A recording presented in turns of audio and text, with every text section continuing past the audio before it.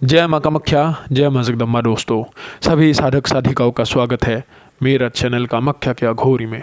दोस्तों, आज मैं आप लोग के सामने बहुत दिनों के बाद एक बहुत बढ़िया शक्ति का साधना लेकर आज उपस्थित हूँ। ठीक है, कई लोगों का कुछ सवाल है जो मैं साधना की ओर गमन होने से पहले बताना चाहता हूँ कि सवाल ये है कि लाल कुबीर का उत्पत्ति कैसे हुआ। इसका जो उत्पत्ति का रहस्य है मैं बहुत जल्दी आप लोगों के सामने उजागर करूंगा, बताऊंगा कि कैसे उत्पत्ति हुआ और कैसे लाल कुबीर बना। और एक सवाल है कि लाल कुबीर कितने होते हैं।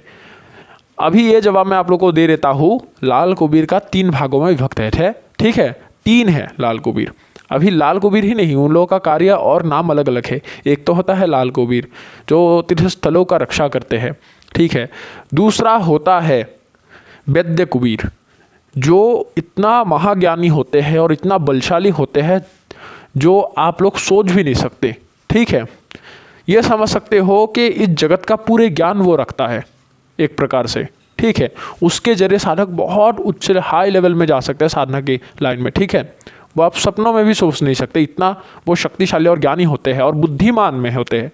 बुद्धिमान बहुत ज़्यादा होते हैं। कोई भी मतलब कार्य के लिए हेतु कोई भी समस्या का हल वो सेकंडों में निकाल सकता है और ऊपर से आपका सहायता भी कर सकता है।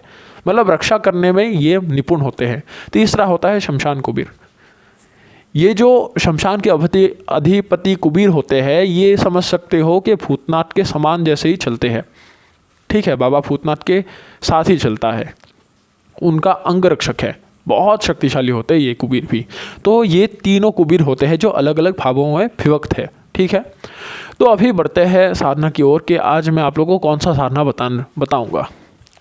ये जो साधना है ये मैंने आप लोगों को बहुत पहले ही बताया था। इसका नाम था छोर पिशाचिनी का। ठीक है, मैंने देखा है बहुत लोगों ने प्यार दिया और बहुत लोग आए भी है, चाहे साधना के लिए मानो या फिर ट्रांसफ़र के लिए। और कुछ लोगों का मैं जवाब देता हूँ। ये 2 दिन में थोड़ा सा व्यस्त हूँ क्योंकि लाल कुबीर के ट्रांसफ़र के लिए हेतु 3 जने मेरे पास आए हैं, तो उन लोग का ट्रांसफ़र का विधान चल रहा है और एक औरत का ट्रांसफ़र मैंने किया था वो हो चुका है। तो इसलिए थोड़ा सा मैं आप लोगों का जवाब देने में असमर्थ हूँ, तो थोड़ा सा आप लोग धैर्य रखा करो। बस ज़्यादा से ज़्यादा परसों तक आप लोग रुको तो मैं तब तक फ्री हो जाऊँगा। ठीक है, तो मैं आप लोगों से अच्छे से बात कर पाऊँगा, समय मिल जाएगा तब मेरे को। और अभी बताता हूँ कि आज का जो ये गुप्त शक्ति होगा वो क्या है। देखो, आज ये चीज़ इसलिए बताने जा रहा हूँ कि कई लोगों का भी ऐसा खबर आ रहा है कि लॉकडाउन आ रहा है गुरुजी, हम लोग का काम फंसा पड़ा है, पैसा का उधारी हो चुका है, लोग जो हमसे पैसा लिए अभी तक लौटाए नहीं है, उधारी बढ़ चुका है क्योंकि लॉकडाउन की वजह से कोई कर्म नहीं चला तो बहुत ज़्यादा है, बिजनेस किसी का डूब गया। तो उसी के मदद के लिए हेतु कोई ऐसा शक्तिशाली शक्ति का साधना बताओ जिसके ज़रिए हम इस चीज़ से उभर सके और ऐसा हो जो इतने गति से काम करे कि हमें वो धन के अभाव को दूर कर दे और धन लाके भी दे। इतना कोई सामर्थ्यवान शक्ति है जो आदेश मात्र ही कर दे। कई लोगों को दिवालन के नाम पे भी ठगे जा चुके हैं। ठीक है, कई लोगों को ऐसे वैसे बहुत सारे विभिन्न प्रकार के, कई लोग बोल ले कि भाई ये जिन करोड़ लाके देगा उसमें 4.5 लाख भर दो, भर दिए, किसी का ऐसे डूब गया। तो उसी के सिलसिले में मैं आज आप लोगों को बता रहा हूँ। इसका नाम है, इसको मतलब जो ये साधना है ये असल में बंगाल के लोग ज़्यादा करते थे, बंगाल में ज़्यादा प्रसिद्ध चले थे। ये साधना निकला तो आसाम से ही है, जो मायोंग से है उसी रास्ते से ही गया है, कुछ लोगों ने सीख के। लेकिन जैसे ही मतलब बंगाल पहुंचा तो ये साधना एक दूसरे नाम से परिचय में आ गया। उसका नाम था छोरा छोरनी नाम से। ठीक है, छोरा छोरनी, चुन्नी, सॉरी, छोरा चुन्नी के नाम से, मतलब ये चोरी करता है और इसका ही नाम है छोर पिशाच, जिसे बंगाल में लोग छोरा चुन्नी भी बोलते हैं। ठीक है, तो इसके ज़रिए क्या होता है कि कोई भी वस्तु को सेकंडों में पलक झपकते हाथों से गायब भी कर सकते हो, उठा भी सकते हो। भारी से भारी शत्रु भी आपके सामने कुछ नहीं कर सकता आपका, इतना ये बलशाली होता है। ऐसा अंगरक्षक होते हैं। और इसका एक बहुत बड़ा कारण मैं आपको बताऊंगा जो साधक इसे रखेगा एक बहुत बड़ा लाभ देता है। ठीक है, जो आखिर में बताता हूँ। ठीक है, तो अभी बढ़ते हैं विधि की ओर कि चोर पिशाच का साधना किस प्रकार किया जाता है, इसका विधि विधान किस प्रकार होगा। सबसे पहला तो होता है, इस शक्ति का साधना हमेशा आप लोगों को एक ही दिवस से शुरू करना होगा, वो होगा अमावस्या। उसी दिन से शुरू करना होगा, उसी दिन से ही इसका साधना में बैठोगे। और उस दिन अगर शनिवार मंगलवार पड़े तो और उत्तम है, या फिर ग्रहण के दिन, क्योंकि ग्रहण तो हर समय आता नहीं है, तो साधारण दिन मान सकते हो तो अमावस्या ही मानोगे, ठीक है। ग्रहण के दिन हो, दीपावली के, होली आ रहे हैं तो बहुत उत्तम दिन आ रहे हैं, ठीक है। तो ऐसे जो मुख्य दिन होते हैं उसमें कर सकते हो, ठीक है, जो साधना के लिए उत्तम दिन होते हैं, दिवस होते हैं। तो उसके बाद आप लोग को करना क्या होगा, कुछ सामग्री आप लोग को लेना होगा, और स्थल कौन सा होगा। अगर चोर पिशाच का साधना करना है तो सिर्फ और सिर्फ शमशान भूमि में ही चलेगा, दूसरा किसी भी खंडर वंडर जगह में नहीं चलेगा, ठीक है। सिर्फ शमशान घाट का ये साधना बता रहा हूँ।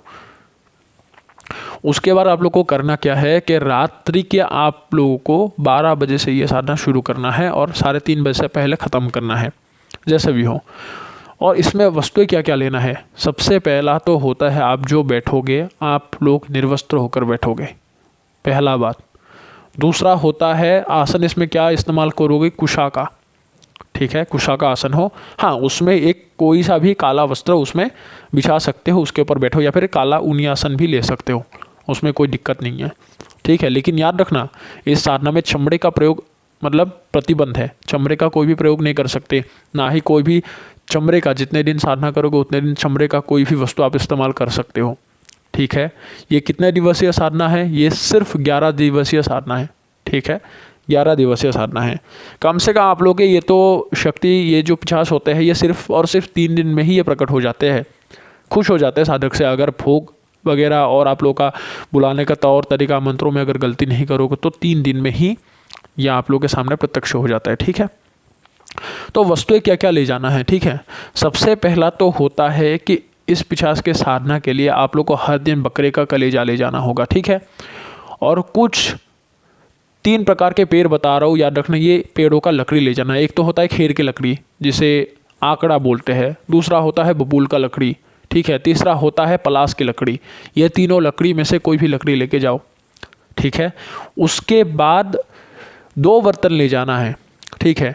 कलेजा जो लीवर होते हैं वो, ठीक है, लीवर का टुकड़ा कर लेना है और जो कलेजा है वो सामने रखना है। और कलेजा और लीवर वो अलग है, आप लोग को पता है, ठीक है। थोड़ा सा काला, मतलब रेड और काला को मिक्स कर दो, जैसा कलर होता है उसका, ऐसा मटिया जैसा कलर होता है, तो वो होता है लीवर का। और होता है जो कलेजा होता है वो अलग होते हैं, ठीक है। वो बकरे का कलेजा अलग से रखना है और उसके साथ एक देसी दारू का पौआ रखना है। चाहे अगर देसी दारू ना मिले कोई सा भी दारू इस्तेमाल कर सकते हो, क्योंकि बहुत लोगों ने मेरे को ये सवाल किया है कि अगर देसी दारू ना मिले तो कोई सा दारू यूज़ कर सकता हो, कोई सा भी ब्रांड का। हाँ, कर लो, कोई दिक्कत नहीं है, आराम से चल जाएगा। तो कोई सा भी दारू एक प्याले में रख दो, क्योंकि एक बोतल दारू क्यों दोगे जिसमें आपका आधा बोतल से भी आधा जाए तो उसमें भी काम चल जाए, तो एक बोतल क्यों दो, थोड़ा सा खर्चा बच जाएगा आप लोगों का। तो एक प्याले में वो दारू रख देना, ठीक है। और एक और बर्तन ले जाना है जिसमें एक बर्तन में तो आप कलेजे को रखोगे, एक में लीवर का टुकड़ा कर लेना है, ठीक है। टुकड़े करके उसमें थोड़ा सा शराब डाल लेना है और उसको अच्छे से मिश्रण करना है, और उसमें काला तिल और काला उड़द, ये दोनों चीज़ें मिश्रण कर लेना है, ठीक है। वो हो गया।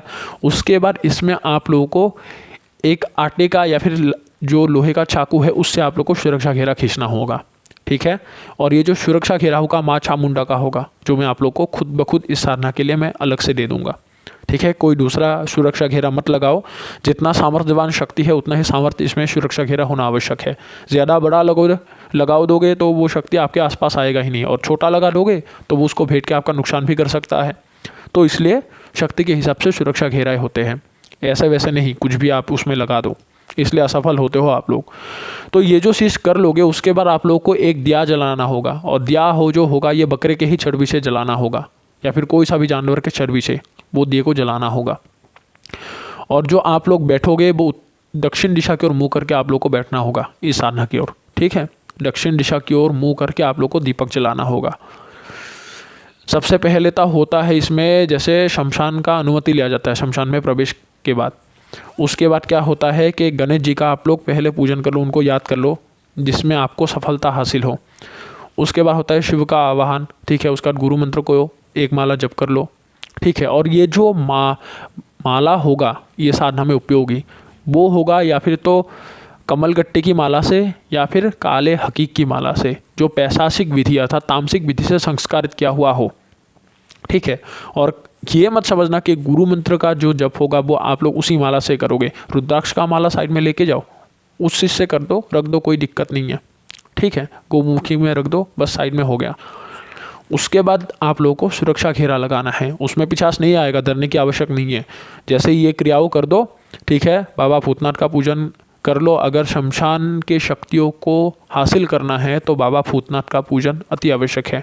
वो 3 दिन का ही सिर्फ विधि है, उसको कर लो तो सफलता का एक रास्ता अपने आप खुल जाएगा आप लोगों के लिए। ये समझ सकते हो कि उसी से ही आप लोग के साधना में 50% सफलता का मतलब फल आप लोगों को मिल जाएगा। उसके बाद शरीर को जागरण कर दो। शरीर को जागृत करने के बाद 20% मिलेगा, कम से कम 70% मिल ही गया, बाकी का 30% आप लोगों को करना है। बस इतना सा सरल है, ठीक है। तो जैसे सुरक्षा चाहे आटे से लगा या फिर लोहे के चाकू से बस लगा लेना है। और हमेशा की तरह एक ही बात बोल रहा हूँ कि इतना बड़ा लगाना कि सामग्रियाँ जो आप लोग लोगे वो सामग्रियाँ आप लोग के अंदर हो, और दिया को भी खेरे के अंदर ही जलाना है। क्योंकि अगर मान लो वो चर्बी पिघल जाता है, दिया बुझने की तादाद में होते हैं, तो उसमें थोड़ा सा चर्बी डाल सकते हो। क्योंकि उसमें आप लोगों को करना क्या होगा, एक त्रिकोण करके एक गड्ढे के जैसा खोद लो। वहाँ पे ऐसा कोई नहीं है कि हवन कुंड जैसा ही आप लोग को पोछा लगा के ऐसे बनाना है। कोई भी चीज़ खोदने वाला चीज़ों से उसको त्रिकोण वाला बना लो, ठीक है। दक्षिण दिशा की ओर मुँह करना है। और जो मैंने बोला था 3 पेड़ों का जो लकड़ियाँ बोला था, खेड़ का हो या फिर पलास का हो या फिर बबूल का हो, वो लकड़ी से आप लोगों को जलाना होगा। लेकिन याद रखना, पहले दिन जो भी पेड़ के मतलब टहनियों से आप आग जलाओगे, जिस भी पेड़ का लकड़ी होगा, आखिरी दिन तक वही पेड़ होना आवश्यक है, ठीक है। और समय हमेशा एक ही समय में आप लोग बैठो। पहला दिन जिस समय में आपने बैठा था, दूसरा दिन उसी समय में। मतलब ये समझ सकते हो कि 5 मिनट के अंदर ऊपर नीचे हो गया तो कोई दिक्कत नहीं, लेकिन 10-15 मिनट मत लगाना कि आज बैठा 12 बजे, कल बैठा 12-15 को, तो ऐसा नहीं है। 12 बजे 5 मिनट के अंदर आप लोग को बैठ कर पूरा तैयारी कर लेना है। और हर रोज़ यही समय चलेगा। सिर्फ 11 दिन का ही साधना है, तो आप लोग ये मेरे को पता है कर लोगे, ठीक है। तो अभी आप लोग को करना क्या है कि ये चीज़ करके सबसे पहला तो होता है पिशाच का आह्वान, ठीक है। पिशाच को आह्वान करो, जो चोर पिशाच है या फिर छोरा छोरनी जिसे बोलते हैं, ठीक है। तो उनका आह्वान के बाद क्या होता है, आग जला लेना है। और आग में क्या करना है, जो जानवर की चर्बी ले गए थे वो चर्बी से ही आग जल जाएगा। थोड़ा सा जो कोमल टहनियाँ होता है सूखी वाला, वो टहनियों को ले लो, उसमें वो चर्बी डाल दो, वो आसानी से जल उठेगा, ठीक है। उसके बाद बड़े बड़े टहनियाँ डाल दो, आसानी से आग पकड़ लेगा। लेकिन पॉलीथीन और मटिया तेल का इस्तेमाल मत करना, ये पहले ही बता दे रहा हूँ, ये गंदा होता है, इसमें असफलता हासिल होगा। तो तब आप लोग को करना क्या है कि जैसे ही ये चीज़ करोगे तो आवाहन के बाद पिशाच का जो मूल मंत्र है, उस मूल मंत्र का आप लोग को हर रोज़ 31 माला आप लोग को जप करना होगा। हर रोज़ 31 माला, सिर्फ 31 माला। और इतना बड़ा भी मंत्र नहीं होता कि आप लोग ख़त्म ना कर सको। ज़्यादा से ज़्यादा आप लोग का 2-2.5 घंटा हो जाएगा, ठीक है, उसमें ही कंप्लीट कर लोगे। तो 31 माला जप करो हर रोज़। और उसमें क्या करो, जो आप लोगों ने मिश्रण किया था, काली उड़द, काला तिल और उसमें जो बकरे का जो लीवर और उसमें दारू डाला था, तो उसमें थोड़ा थोड़ा उसमें आहुतियाँ देते रहो, ठीक है। जिसमें आग पकड़ता रहे और आग इतना ले जाना लकड़ी, जिसमें आप लोग को ये अनुमान रहे, पहला दिन तो अनुमान होगा तो पहला थोड़ा सा ज़्यादा ले जाना पहला दिन। चाहे लकड़ियाँ आप लोग को लौटा के लाना पड़े या फिर उसी के ही साइड में रख दो, क्योंकि दूसरे दिन जाओगे तो वही लकड़ियों से काम चल जाएगा। तो पहला दिन थोड़ा सा ज़्यादा ले जाना, जिसमें आप लोग को अनुमान हो जाए कि इतने लकड़ियों से इतना चल जाएगा। और अगर मान लो जैसे दिया में चर्बी देना है, तो वो आप जो साइड में और थोड़ा सा चर्बी रह गया था, वो चर्बी को आप लोग पिघला सकते हो वही हवन कुंड में डाल के, ठीक है। एक स्टील के कटोरी में ले जाना, तो आसानी से पिघल जाएगा, तो तेल की तरह उसमें डाल लेना, आसानी से वो आप लोग का दिया भी जलता रहेगा, ठीक है। तो उसी प्रकार ही जैसे ही आवाहन करके आप लोग को एक काम करना है कि चारों दिशाओं में फूंक मार देना है। ये चीज़ बताना भूल गया।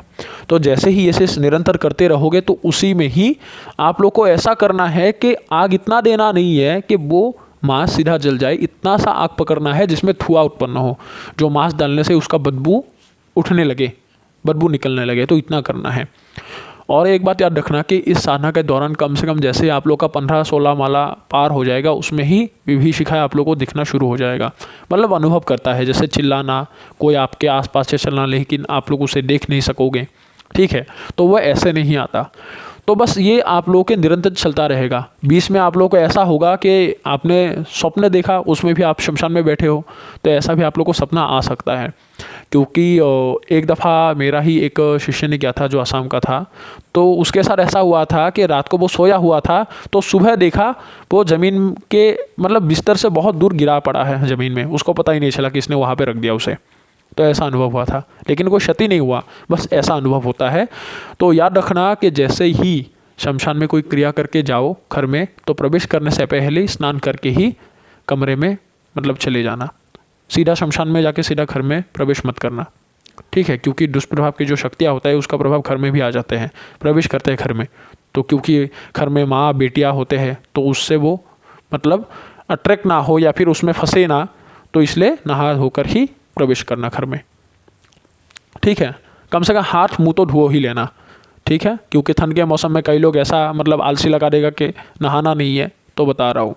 तो जैसे ही ये चीज़ करते रहोगे तो 11 दिन होने से पहले ही वो आप लोगों के सामने आना शुरू हो जाते हैं, ठीक है। आपको आवाज़ देके अदृश्य हो जाएगा और ऐसा लगेगा कि धुएं की तरह एक आकार लेके एक चीज़ आपके सामने खड़ा है। कम से कम आपसे 10 गज दूरी में खड़ा होगा, मतलब 10 कदम दूर खड़ा होगा, ठीक है। और जितना दिन आप लोग का पार होता रहेगा उतना ही वो नज़दीक आता रहेगा, ठीक है। और आखिर में जैसे ही 11वें दिन हो जाता है, ठीक है, उससे पहले भी वो आपको भोग मांगना शुरू कर देता है। आपको थराने के लिए कोशिश करेगा कि भाई तू यहाँ से भाग जा, मुझे वो भोग दे दे नहीं तो यहाँ पे तेरे को ख़त्म कर दूंगा, तेरे को यहाँ से जाने नहीं दूंगा, मेरे को भोग दे दे। तो बस उसका जवाब नहीं देना है, बस निरंतर करते रहना है। जैसे ही 11वें दिन होगा उसी में ही उसको आना ही होगा। मतलब 31 माला होने से ही पहले वो आ जाता है, लेकिन आपको देखना ही नहीं है, उसमें नज़र ही घुमाना नहीं है। बस आपको बस मंत्रों में फोकस करना है, ध्यान देना है, बस जप करना है, उसको पूरा करना है जप को। जैसे ही 31वें माला पूरा होगा उसी में ही वो पिशाच आपके सामने हड़बड़ाता हुआ हाहाकार मचाता हुआ खड़ा हो जाएगा, ठीक है। और ये देखने में कैसा होता है कि कम से कम बहुत ऊंचा एक इंसान का रूप धरता है, ठीक है। क्योंकि विशाल का एक मतलब इंसान का एक शरीर का जैसा आप लोग के सामने होता है, और पूरा जो बदन होता है ऐसा लगा आता है कि किसी ने उसको आग से जला दिया हो, पूरा शरीर जला हुआ होते हैं।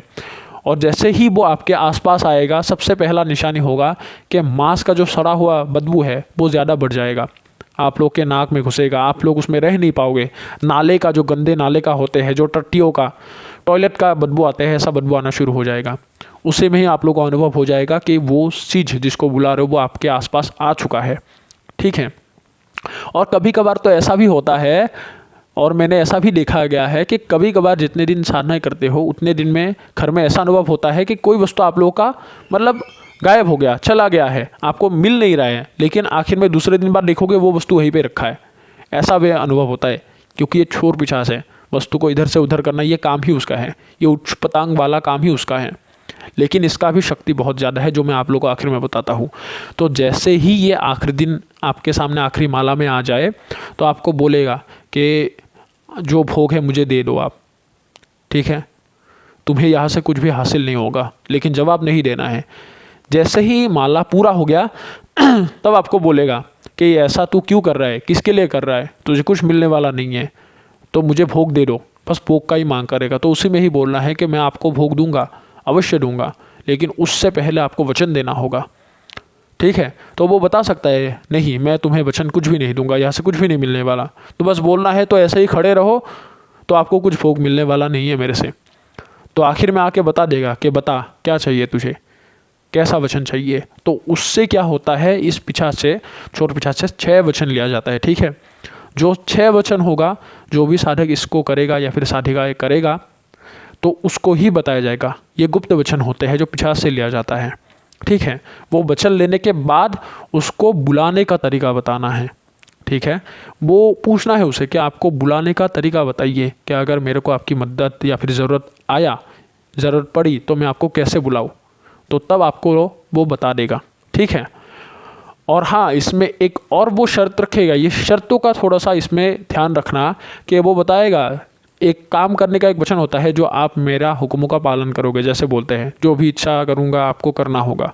तो उसके बदले में वो आपके साथ लेन देन एक करेगा कि आप उसे कौन सा भोग दोगे। जो भोग का वो लेन देन है वो साधक और शक्तियों के दरमियान होता है। और मैंने सबसे पहले ही एक बात बोला है कि चाहे शक्ति कोई सा भी चीज़ लो, जब तक साधक और शक्ति के बीच वचन का लेन देन नहीं होगा तब तक कोई भी शक्ति किसी भी साधक के साथ नहीं रहता।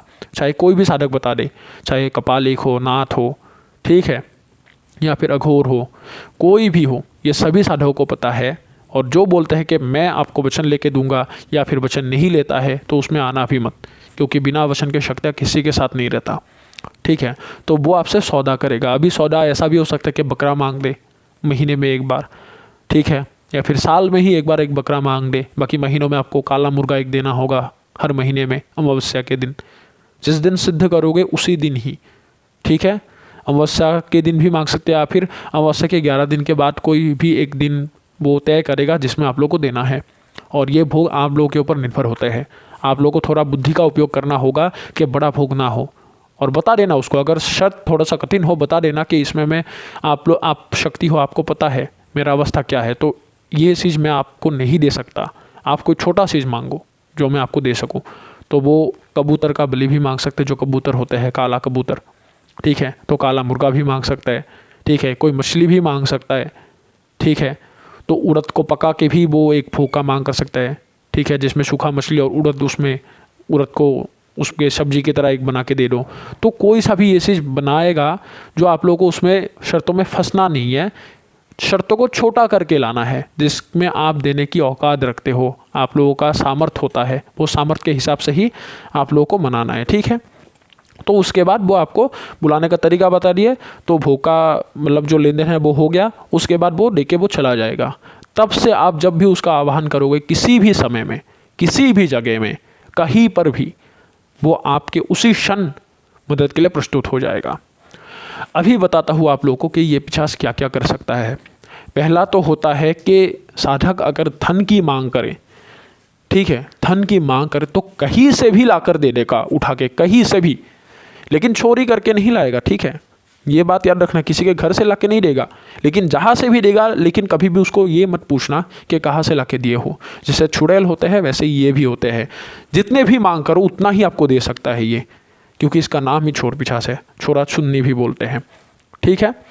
कोई भी वस्तु को, सामान को कम से कम ये समझ सकते हो कि 800-900 किलो तो आसानी से वो उठा सकता है, ठीक है। भारी से भारी शत्रु हो, कम से कम 10 जन हो या फिर 50 जन ही लोग हो, आपको हरा नहीं सकता, बाहुबल से हो, कैसे भी हो। कोई भी अस्त्र शस्त्र, पिस्तौल का गोली भी काम नहीं करेगा, इतना ये रक्षक होते हैं। इसका मूल चीज़ आप लोग को अभी बताने जा रहा हूँ, ध्यान से सुनना। अक्सर पिशाचों का एक गुण होता है, जो गुण मैं आप लोगों को बता रहा हूँ, ठीक है। ये एक ऐसा होता है जैसे आप लोगों का उम्र ढल चुका है, कम से कम 75 वर्ष का हो चुके हो, चल नहीं सकते, तो किसी के इंसान का उम्र को चुरा के आपको जवान बना सकता है, और आपकी जो उम्र है वो उसके ऊपर लपेट सकता है। उसका जल्दी से मतलब आयु घटता रहेगा और आपका जो आयु है वो कम होता रहेगा। आप वो रूप को प्राप्त करते रहोगे जो नौजवान पहले थे। मतलब 5 साल बोलोगे, 10 साल बोलोगे, वो 10 साल का उसका खा जाता है। तो ऐसा चीज़ ये चीज़ है, ठीक है। और शत कर्म के कैसा भी कर्म हो, सबसे ज़्यादा तो होता है उच्चाटन का काम, और उसके बाद होता है मारन और वशीकरण। ये तीनों में बहुत निपुण होता है ये पिशाच, बहुत ज़्यादा। और कोई सा भी खेल दिखाना है, कर्तव्य दिखाना है, हवा में कोई भी ग्लास को खड़ा करके, नींबू को खड़ा करके, ये आसानी से कर देगा, जितने भी हाई में उठा सकता है। कोई बता देगा मैं 10 फीट उठा दूंगा, तुम ये बता सकते हो कि मैं 50 फीट उठा दूंगा, बस उसे बोलो कि ऊपर लेते जाओ, वो लेता जाएगा। और ये जो खेल होता है ये आप मन से बोलो कि ऐसे करो, वो करता रहेगा। कोई चीज़ को जगह में ही गायब कर देना है, ये कर सकता है, ठीक है। तो उसके हिसाब से उसको ला के खड़ा कर दो, ला के दे सकता है। ऐसा है, दुकान में बोलोगे यहाँ पे बाजार करके आओ, 50 रुपये दे दिया, 50 रुपये में जो सो चीज़ मिलेगा वो 50 रुपये रख के वो उतना सामग्री आपके हाथ में दे देगा, लेकिन ईमानदारी है ये, ठीक है। बाकी आपको अगर ज़रूरत पड़ता है धन का, कोई भी किसी वस्तु का, तो ये कर देता है, ठीक है। चाहे आप शेयर मार्केट में पैसा लगाओ तो आपको जिता सकता है, ठीक है। कोई सा भी क्षेत्र में आगे बढ़ो तो ये आपको विजय दिलवा सकता है, ये इतना सामर्थ्य होते हैं। गड़े हुए धन तक का पता लगा के आपको बता सकता है और निकलवा भी सकते हो उसके ज़रिए, ये इतना सामर्थ्य होते हैं, ठीक है। तो दोस्तों, कैसा लगा आप लोगों को आज ये साधना की जानकारी? ऐसे ही गुप्त साधनाओं के बारे में जानने के लिए हमारे चैनल को हमेशा प्यार देते रहिए। और दूसरा चैनल जो है उसमें भी आप सभी लोग जुड़ जाओ, जिसमें मैं लाइव आ सकूं, यही आप लोगों से गुजारिश है। अगर किसी साधक एवं साधिका को चोर पिशाच का साधना करना है अथवा इसका ट्रांसफ़र लेना है तो हमसे संपर्क कीजिए। जय माँ कामाख्या, जय माँ जगदम्बा।